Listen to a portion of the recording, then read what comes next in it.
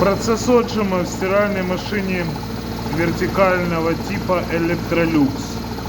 Мы видим двигатель, который с помощью ремня приводит в движение, одет он на штив, приводит в движение бак стиральной машины Electrolux.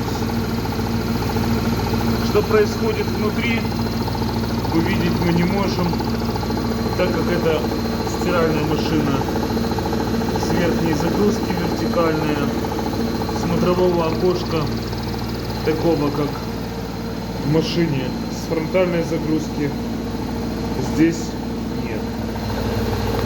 С обратной стороны без стенки стиральная машина выглядит